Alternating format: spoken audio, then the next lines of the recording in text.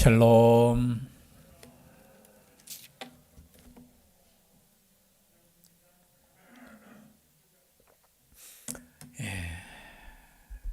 감사드립니다. 오늘 시편 18편 말씀은 그럼 다 아시고 또 뭐 말씀을 좋아한다 하면 좀 그렇지만 특별히 또 좋아하시는 분도 계실 줄 믿습니다. 나의 힘이신 여호와여, 내가 주를 사랑하니이다.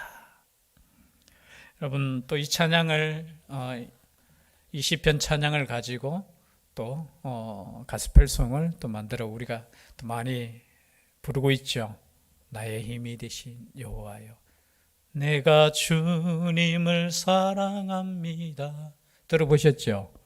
예, 이 찬양이 바로 이 가사입니다. 오늘 나오는 이 가사를 가지고 곡을 붙여서 하나님을 찬양하는, 특별히 오늘 제목에 보니까 여호와의 종 다윗의 시, 특별히 또 다윗의 시입니다. 그죠? 인도자를 따라 부르는 노래. 옛날에는 영장으로라는 단어를 썼는데 그것을 풀어 쓰면은 인도자를 따라 부르는 노래. 여호와께서 다윗을 그 모든 원수들의 손에서와 사울의 손에서 건져 주신 날에 다윗이 이 노래의 말로 여호와께 아뢰어 이르되. 자, 여러분, 제목 우리가 시편을 보면서 이만큼 긴 적이 없었습니다. 그죠? 참 길죠. 근데 이 말씀이 어디에 있느냐 하면은 사무엘하 22장에 나오는 말씀이에요. 그래서 여러분 오늘 집에 가셔서 시편 18편을 다 똑같이는 나는데 거의 똑같아요. 거의. 사무엘하 22장 다윗이 오늘 말씀처럼 이렇게 그대로 1절에 나와요. 1절 말씀에 여호와께서 다윗을 그 모든 원수들의 손에서와 사울의 손에서 건져 주신 날에. 이때가 언제냐 하면은 이제 적들이 다 없어지고 난 뒤에. 그렇죠? 얼마나 그 적들이 많았습니까? 다윗의 우리가 인생을 알잖아요. 정말 만만한 인생이 아니었죠. 그렇죠? 그 사울의 끝까지 사울에 의해서 피해 다니고 도망 다니고 죽음의 위기를 맞고, 그리고 사울이 죽고 난 이후에도 사울을 따르는 사람들이 있었잖아요. 끝까지 전쟁을 하고, 또 그것뿐만이 아니죠. 아들 압살롬도 그죠? 자신을 죽여서 자신의 왕자리를 빼앗으려고 하는 그 모든 것이 다 지나고 난 이후에, 거의 이제 다 끝나고 난 이후에, 그리고 이제 사무엘 23장에 이제 가면은 이제 마지막, 그때의 다윗의 고백이고 다윗의 간증이고 다윗의 감사 찬양이라는 거예요. 그러니까 우리가 이 시편을 보통 뭐 탄원시 무슨 시 이렇게 나눌 때 이 시는 감사시로 이렇게 분류가 됩니다. 인생을 돌아보면 감사. 특별히 오늘 말씀에 보니까 원수들의 손에서와 사울의 손에서 건져 주신 날에, 물론 딱 그날, 뭐 어느 날, 그것을 지칭하는 것은 아니지만 그 모든 날, 구원을 받은 그 날에 다윗이 하나님을 찬양했다라는 거죠. 여러분, 우리가 감사하는 것은 시간을 두고 감사 잘 안 됩니다. 감사하는 것은 즉각적으로 하셔야 돼요. 지금 좀 이해되십니까? 그냥 제가 서론적으로 말씀드릴 때 건져 주신 그 날에 하나님을 이렇게 감사하며 찬양 올렸다. 우리가 감사하다 하면은, 오늘날에는 감사하면은 죄송한 표현이지만 우리가 헌물을 드리잖아요. 헌물도 참 의미가 있지만 여러분, 감사할 때는 찬송을 올려드리면 좋겠다는 생각이 들어요. 내가 하나님께 감사할 때 찬송 올리고, 감사할 때 오늘 다윗처럼 이것을 시로 적고, 우리로 표현하면 그죠? 일기장을 적듯이, 일기를 쓰듯이 감사의 내용. 그래서 어떤 믿음의 선배님들이 그런 말씀 많이 하시더라고요. 감사할 제목들 좀 적어봐라고. 그냥 생각만 하지 말고 적을 때 하나님의 은혜가 정말 좋고, 나중에 또 시간이 지나서 그것을 읽었을 때 다윗의 신앙 고백처럼, 다윗의 감사처럼, 다윗의 찬양처럼 내가 어떻게 하나님의 은혜 가운데 살았는가를 깨닫게 된다는 거죠. 왜냐하면 사람은 잘 잊어버려요. 여러분, 우리가 막 감사하다 하지만 한번 1년만 지나 보십시오. 10년만 지나 보십시오. 그냥 잊어버려. 그 수많은 그 믿음의 사람들 중에 그죠? 그런 사람들 있잖아요. 아이고, 하나님 은혜만 내려주시면, 큰 은혜만 내려주시면 내가 하나님께 감사하겠습니다 하고, 저도 몇 번 그렇게 기도한 적이 있어요. 하나님, 이 위기로부터만 나를 좀 이렇게 구원해 주시면 내가 정말 열심히 주를 위해 헌신하겠습니다, 이렇게 말한 적 있거든요. 그런데 지나면은 뭐 한 달, 두 달, 그리고 1년 정도 지나면 똑같아요. 가끔 가다가 우리는 이렇게 고백할 수도 있을 것입니다. 다윗처럼 그렇게 위기가 있고, 다윗처럼 그렇게 경험이 있고, 그리고 구원받으며 하나님의 역사를 우리가 경험하니까 이렇게 찬양할 수 있지 않겠습니까? 라고 말씀하는 사람들도 있는데 그렇지 않아요. 우리가 아무리 큰 위기 속에서 구원받아도 여러분, 감사할 줄 모르는 사람은 감사하지 않아요. 그래서 제가 볼 때는 우리가 하나님께 감사할 수 있다는 것이 기적이에요. 정말 내가 하나님께 예배할 수 있다는 게 저는 기적이라고 봐요. 정말로 내가 이 시간에 다른 곳에 가지 않고 하나님께 예배 자리에 나올 수 있는 게 여러분 기적이에요. 여러분 이게 나오는 게 아이고 뭐 나오는 게 당연한 거 아닙니까? 라고 생각하는데, 여러분 저는 절대 그렇지 않아요. 그렇게 생각하지 않습니다. 제가 하나님을 믿을 수 있는 것도 기적이에요. 어떤 기적? 내가 감사할 수 있는 기적이에요. 내가 찬양할 수 있는 것, 내가 예배할 수 있는 것. 아니, 돌아보면 내가 지금 살아있는 것 자체가 기적이야. 감사의 제목이에요.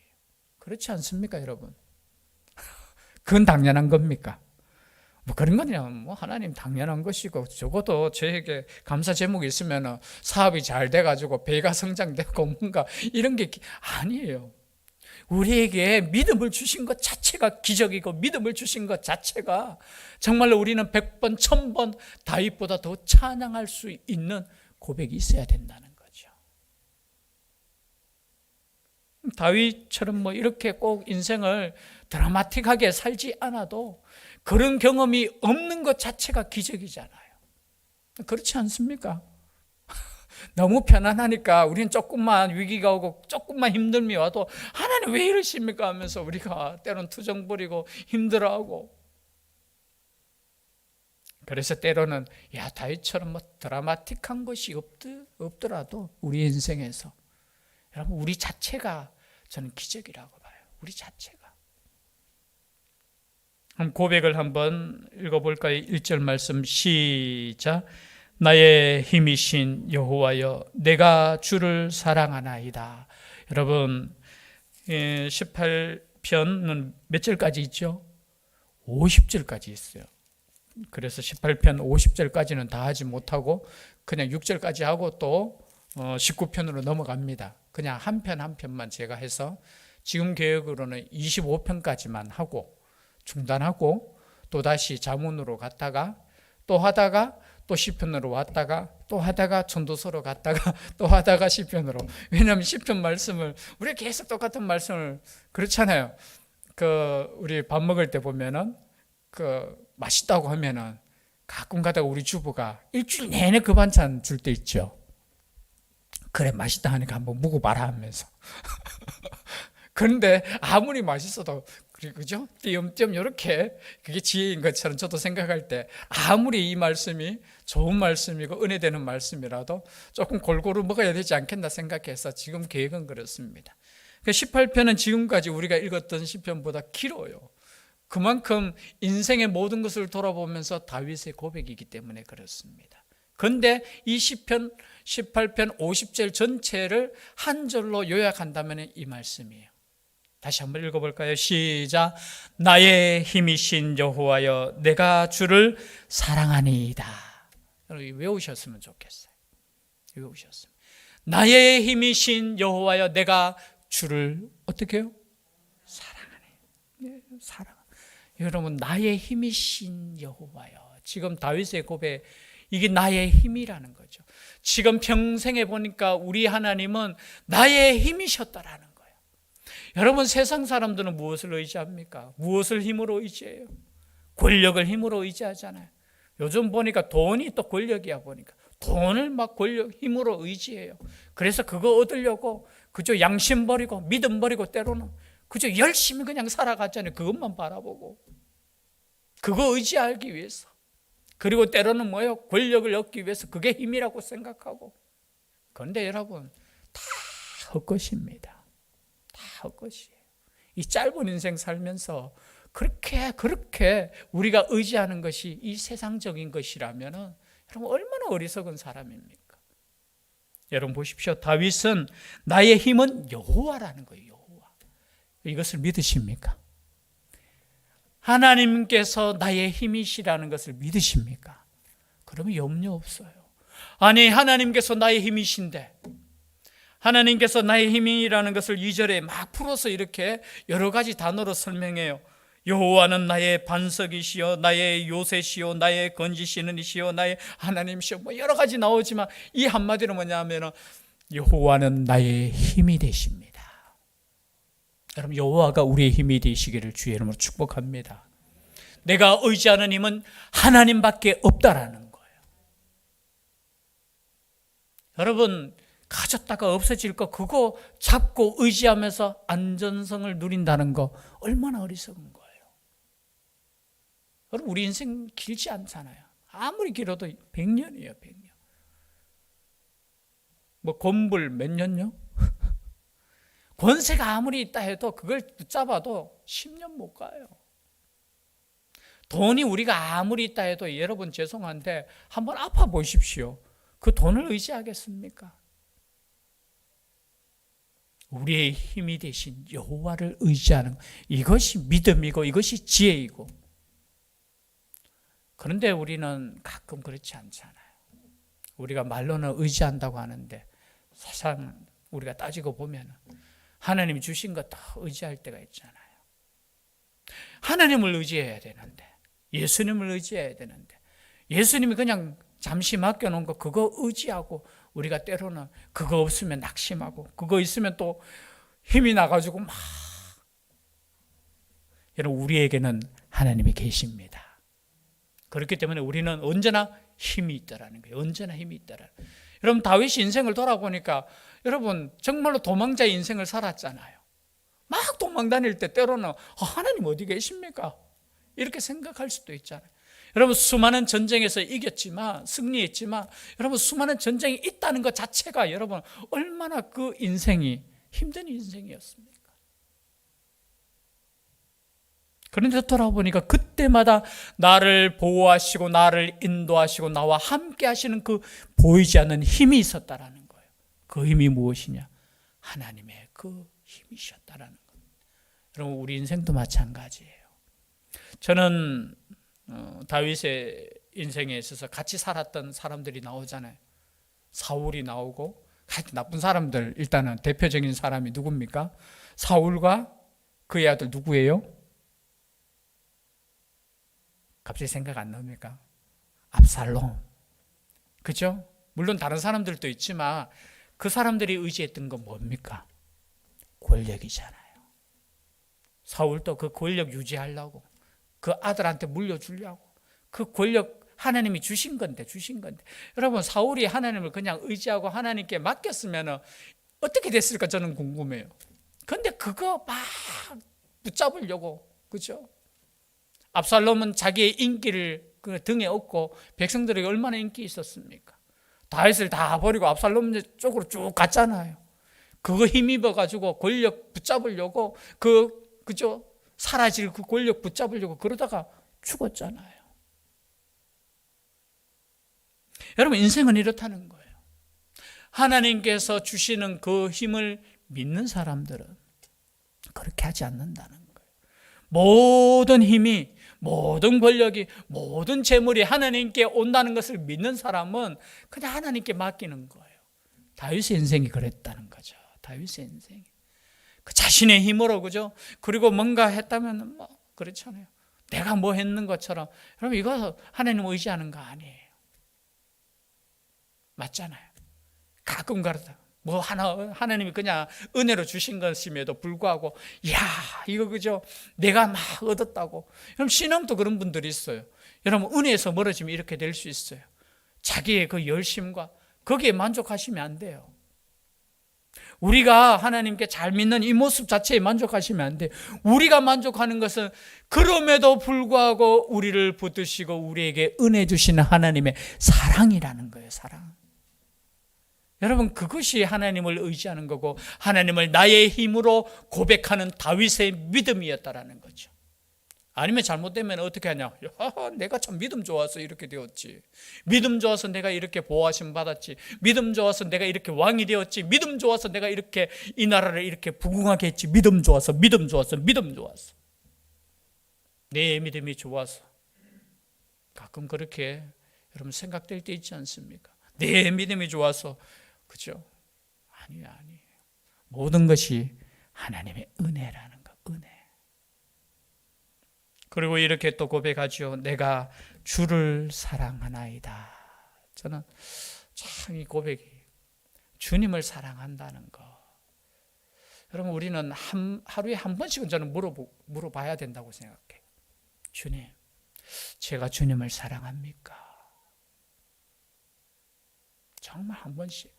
우리가 정말로 주님과의 관계 속에서 한 번씩 꼭 옆에 있는 남편한테 당신 나 사랑해 그런 거, 뭐 자식한테 너 사랑해.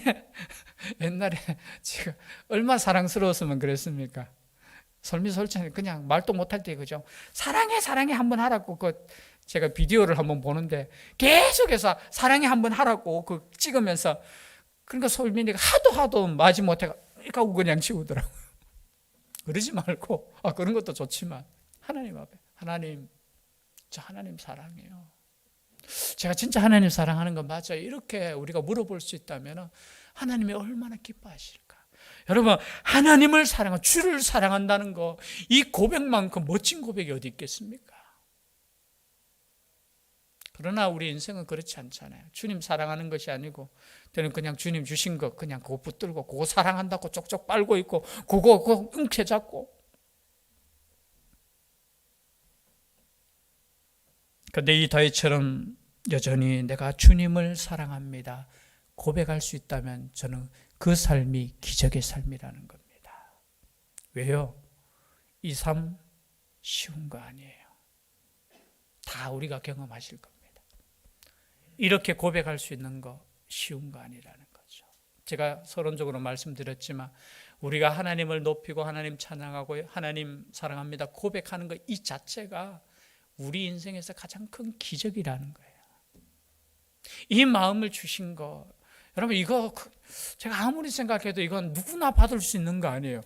물론 하나님께서 누구나 다 허락하시는 것이지만 내가 하나님을 사랑한다고 고백할 수 있는 이 마음 자체가 하나님이 우리에게 주신 가장 큰 은혜, 가장 큰 감사의 제목이라. 저는 그냥 설교 준비하면서 나의 힘이신 여호와여 내가 주를 사랑하나이다. 제가 정말 이렇게 다윗처럼 신실하게 고백했으면 좋겠다라는 생각이 들어요. 그냥 이 말씀을 그냥 읽는 것이 아니라 자, 시편 18편 1절 나의 힘이신 여호와여 내가 주를 사랑하나이다. 다윗의 고백이 아니라 이 고백이 정말로 나의 고백이 되었으면 좋겠다. 이 고백이 우리의 성도님들의 고백이 되었으면 좋겠다. 정말 그렇게 생각해요. 여러분, 다윗의 고백이면 뭐 하겠습니까? 다른 사람의 믿음의 고백이면 뭐 하겠습니까? 이 고백이 나의 고백이 되어야 되지 않겠습니까? 그렇게 해서 계속해서 반복되는 말이 뭐예요? 이 다윗이 참 제가 볼 때는 이렇게 여호와는 나의 반석이시여 나의 요새시여 계속해서 반복되는 단어가 뭡니까? 나의. 다른 사람의 그저 신앙 고백이 중요한 거 아니에요. 가끔 가다가 우리가 지식적으로 하나님 믿을 때 있잖아요. 제가 신학교에서 공부할 때 하나님은 어떤 분이십니까? 라고 우리가 막 할 때 하나님의 속성에 대해서 배워요. 이 속성이라는 단어 자체가 조금 신학적인 용어죠. 그 비공유적 속성, 공유적 속성, 보편적 속성 하면서 하나님은 어떤 분이신가? 전지전능하신 분이십니다. 불변하신 분이십니다. 스스로 계시는 그죠? 독립성이 있으신 분이십니다. 모든 것을 아시는 분이십니다. 그리고 모든 능력을 가지신 분이십니다. 모든 편재성을 가지신 분이십니다. 여러분 이렇게 외우면 뭐 하겠습니까?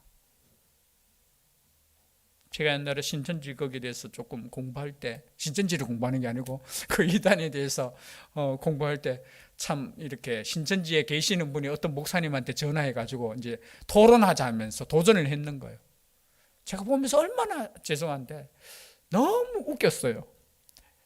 이분이 계속해서 묻는 거예요. 이 목사님한테 하나님이 누구신지 아십니까? 하면서. 그래 이 목사님은 예수님은 누군지 아십니까? 서로 대화하면서 하는데 이제 이 신천지에 계시는 분이 뭐냐면 이거예요. 신천지에 가면 여러분 굉장히 공부를 많이 시켜요. 많이 시킨다는 건 뭐냐면 자기들 교리를 외우게 해요. 시험 치고.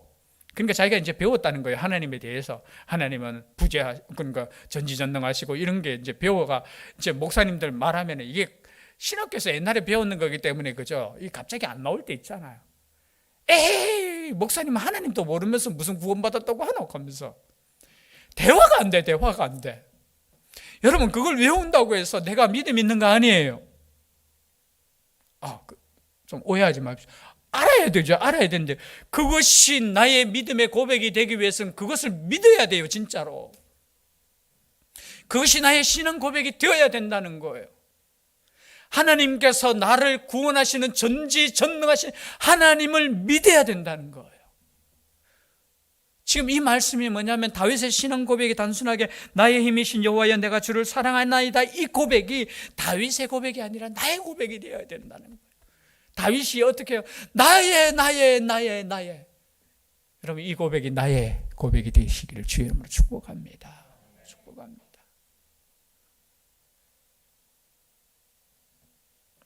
반석, 요새, 건지시는 그리고 나의 하나님 나의 하나님 여러분 하나님이라는 단어를 제가 시편 강의 설교할 때 이야기했습니다. 여호와라는 단어와 하나님의 단어가 같이 나올 때 우리가 조금 헷갈리잖아요. 여호와는 뭐고 하나님은 뭐고 똑같은 하나님의 이름이에요. 여호와는 뭐예요? 나는 스스로 있는 야훼라는 나는 스스로 있는 자다라고 해서 야훼라는 이름이고요. 그리고 하나님이라는 단어는 엘이라는 단어를 써요. 전지 능력의 하나님 우리가 힘을 이야기할 때 엘 보통 엘 하면은 엘로힘 능력의 하나님 이렇게. 그래서 여기에 나의 하나님이시오라는 것은 뭐냐면 나의 능력의 하나님.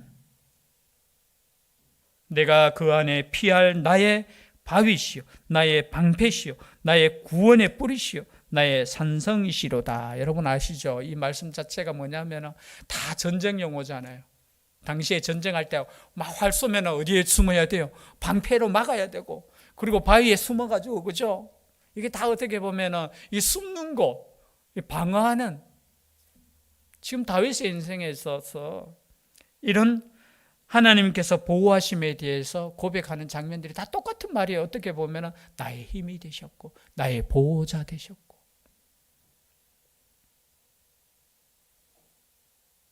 나의 구원의 뿔이시오 나의 산성이시로다. 여러분 나의 구원의 뿔. 여러분 구원의 뿔은 조금 설명이 필요한데요. 뿔 하면은 여러분 이 당시에 뿔은 뭐를 상징해요? 힘을 상징하잖아요. 그죠? 힘을 상징하고 권력. 그래서 여러분 요한계시록에 보면은 짐승에게 뭐 뿔이 열뿔 하는 게 뭐냐면 이게 권세, 권력, 왕, 힘 그런 것을 의미해요.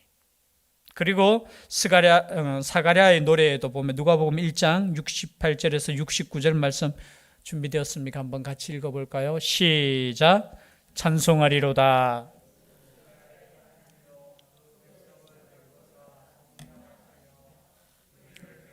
구원의 뿔을 다윗의 집 구원의 뿔이라는 거예요. 구원의 뿔이 누구십니까? 예수 그리스도라는 거예요. 여기서 뿔이라는 것은 구원의 뿔, 승리를 또 의미해요. 승리와 힘.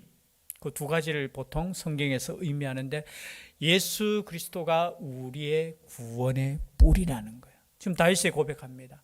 우리 하나님께서는 나의 구원의 뿔이십니다. 나의 산성이십니다. 내가 찬송받으실 여호와께 아뢰리니 내 원수들에게서 구원을 얻으리로다. 여러분 다윗의 고백이 지금 계속해서 나옵니다. 다른 고백이 아니라 나의 인생에 있어서 위기가 왔을 때 나는 하나님께 부르짖었다라는 거예요. 여러분 지금 끊임없이 시편을 통해서 우리에게 주시는 그 말씀이 뭐냐면 복 있는 사람이 누구냐? 복 있는 사람이 누구냐? 하나님을 의지하는 사람이라는 거예요. 하나님께 기도하는 사람이라는 거예요. 여러분 복 있는 사람은 아무 문제 없는 사람이 복 있는 사람이 아니고, 그죠? 그냥 이 땅에서 그냥 편안하고 잘 되는 그런 사람이 아니고, 진짜 복 있는 사람은 힘들고 어렵지만 하나님의 말씀의 길로 가는 사람이 복 있는 사람이고, 위기가 올고 고난이 있지만 여전히 하나님께 기도하는 사람이 복 있는 사람이고. 여러분 아멘이십니까? 여러분 우리가 복이라는 것을 생각할 때 다윗이 지금 끊임없이 시편에서 하나님께서 우리에게 주시고자 하시는 말씀이 너희들도 똑같은 이러한 위기를 만날 것이라는 거예요.